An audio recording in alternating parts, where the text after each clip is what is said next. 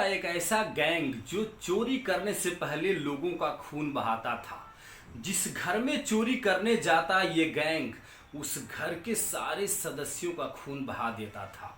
जिस घर में अगर कोई व्यक्ति नहीं मिलता था खून बहाने के लिए, उस घर से इस गैंग के लोग एक फूटी कौड़ी तक नहीं चुराते थे। इस गैंग का मकसद ही होता था कि पहले लोगों का खून बहाओ, उसके बाद उस घर से चोरी करो। इसके पीछे भी कारण था साथियों, शगुन और अपशगुन का।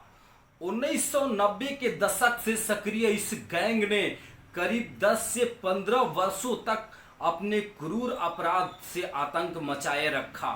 लेकिन इस दौरान पुलिस प्रशासन को कभी कोई हाथ सुराग नहीं लगा।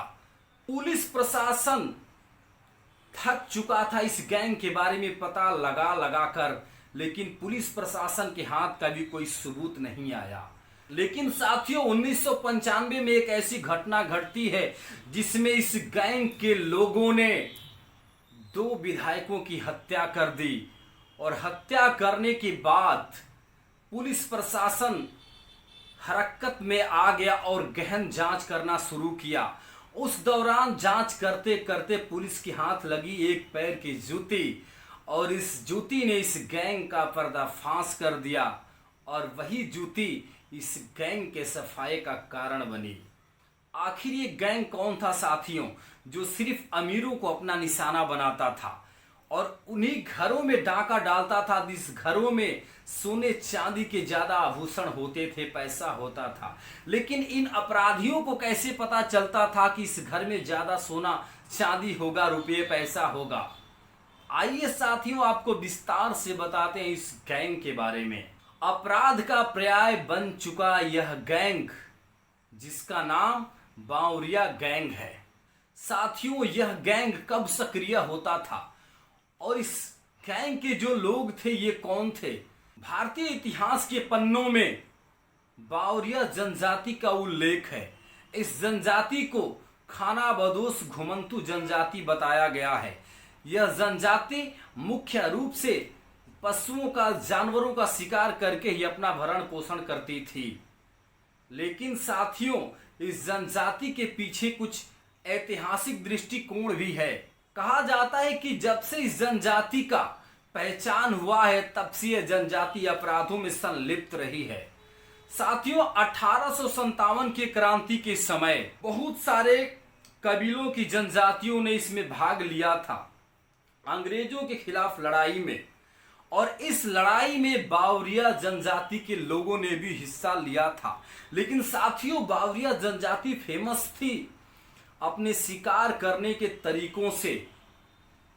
इनके जो तरीके थे जानवरों को फंसाने के, एक फंदा इनका ऐसा होता था जो जानवरों को एक बार में उस फंदे में कस करके ये मौत के घाट उतार देते थे।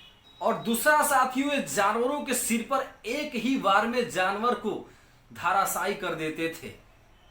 लेकिन साथियों सवाल यह है कि इन पे जन्मजात अपराधी होने का ठप्पा कैसे लगा?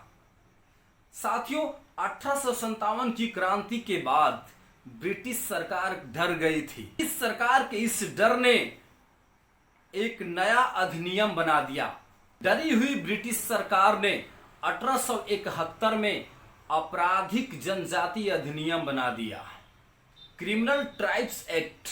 साथियों इस एक्ट के तहत करीब 230 से अधिक जनजातियों को इस आपराधिक श्रेणी में डाल दिया गया, और तब से इन जनजातियों के ऊपर आपराधिक ठप्पा लग गया। लेकिन साथियों आजादी के बाद से सरकार ने इस एक्ट को खत्म कर दिया। लेकिन समाज में जो समाज का एक दृष्टिकोण बन गया था इन जनजातियों के प्रति, वो न बदल सका। इस जनजाति के लोगों का मुख्य काम था पशुओं का ही शिकार करना और उससे अपना पेट भरना। लेकिन साथियों भारत सरकार के एक ऐसे फैसले ने इनको चोरी करने पे मजबूर कर दिया। 1980 में भारत सरकार ने पशुओं की हत्या पर रोक लगा दिया। इसके बाद से ही बावरिया जनजाति के लोगों का जीवन खतरे में आ गया। इनको दाने दाने के लिए भटकना पड़ा, क्योंकि अब ये पशुओं का शिकार नहीं कर सकते थे। इसलिए इन्होंने चोरी करने का रास्ता अपनाया। इस गैंग ने उत्तर प्रदेश, राजस्थान, हरियाणा, तमिलनाडु समेत कई राज्यों को अपना निशाना बनाया था। राज्यों में अपने चोरी की घटनाओं को अंजाम दिया था। कुछ घटनाओं का मैं जिक्र करूंगा जिस घटनाओं में इस गैंग ने इतना खून बहाया, इतनी हत्याएं की, जिसको सुन करके आपके रोंगटे खड़े हो जाएंगे। साथियों, जब दीपावली का समय आता है, अमावस्या की रात, उस रात को इस गैंग के लोग अमावस्या के चांद की पूजा करते थे और चांद की पूजा करने के बाद इनकी एक कुल देवी होती थी। उस कुल देवी के सामने एक बकरे को ये लोग छोड़ते थे। अगर बकरा आगे की तरफ बढ़ता था, ये लोग उसको शगुन मान करके चोरी करने निकल जाते थे। लेकिन अगर बकरा पीछे साइड आ जाता था तो ये मान लेते थे कि इनकी कुलदेवी इन्हें मना कर रही है चोरी करने से। और इनका मानना भी था कि जितना ही इंसानों का खून बहाओ चोरी करने से पहले, उतना ही इनकी कुलदेवी खुश होगी और इनकी रक्षा करेगी। लेकिन साथियों, इन्हें कैसे पता चलता था कि किस घर में ज्यादा धन दौलत है, सोने चांदी है? साथियों, इनकी गैंग की, इनकी खुद की जो पत्नियां होती थी, इनके बच्चे होते थे, ये उन गांवों में जाते थे जो हाईवे के किनारे होते थे, जो मुख्य रोड होते थे, उस रोड से सटी हुई कॉलोनियां होती थी। उन कॉलोनियों में ये लोग जाते थे सामान बेचने के बहाने से और उन घरों की रेकी करते थे जिन घरों की बिल्डिंगें देखने में आलीशान लगती थी। रेकी करने के बाद जब उनकी महिलाएं और बच्चे उन्हें बता देते कि यहाँ एक आलीशान घर है, उसके बाद जो गैंग लूट के लिए आता था उसमें सिर्फ मर्द होते थे, जो करीब 7 से 10 के समूह में होते थे और डकैती करने से पहले अपने परिवार को करीब 100 किलोमीटर दूर पहुंचा देते थे। जरा सोचिए ये अपराधी कितने शातिर थे। उतने दूर, काफी दूर पहुंचाने के बाद रात के 12 बजे ये उस घर के पास जाते और दरवाजा ठकठकाते थे। ठकाने की आवाज सुनकर के घर के लोगों की नींद खुल जाती थी, लेकिन ये डरते कि इतनी रात में आखिर कौन है। लेकिन साथियों, ये या तो बच्चों की तरह रोते दरवाजा खुलवाने के लिए, या बोलते कि हम राहगीर हैं, फंस गए हैं, हमारी गाड़ी खराब हो गई है, कृपया हमारी मदद करिए। अगर इन दो ट्रिकों से भी अगर दरवाजा नहीं खुलता तो तीसरा इनके पास ऑप्शन होता था दरवाजा तोड़ना, और इनके पास हथियार होता था, लोहे की रॉड होती थी, उससे ये दरवाजा तोड़ देते थे। और तोड़ने के बाद जब ये घरों में प्रवेश करते तो घर के पहले सारे सदस्यों को ढूंढते और ढूंढ करके उनके सिर पे वार करते थे। साथियों, ध्यान रखिए, ये आपराधिक छवि के लोग सिर पे ही वार क्यों करते थे? क्योंकि जन्मजात जानवरों को इन्होंने सिर पे ही वार करके ढेर किया था और उसी तकनीकी को अपना करके इन्होंने इंसानों के साथ भी वही सलूक किया और ये इंसानों के सिर पे ही सीधा वार करते थे। और इनका वार इतना घातक होता था कि या तो इंसान की जान ले लेता था या उसे पूरे जीवन के लिए अपंग बना देता था। लेकिन साथियों, एक और भी इस गैंग का खासियत था। जिस घर में ये प्रवेश करते थे उस घर में जाने के बाद अगर एक व्यक्ति इन्हें नहीं मिलता तो ये चोर उस घर से एक फूटी कौड़ी भी चुरा कर अपने साथ नहीं ले जाते थे, वापस चले जाते थे। ऐसे ही ये करीब 10 साल से भी ज्यादा करते रहे। पुलिस प्रशासन एकदम परेशान हो चुका था कि आखिर ये लोग कौन हैं। लेकिन साथियों, ये गैंग एक काम तो करता था। इस गैंग का जो आक्रमण करने का जो तरीका था वो सिर्फ एक पैटर्न होता था, एक तरीके से ही चोरी करता था, एक ही तरीका अपनाता था लोगों को मारने में।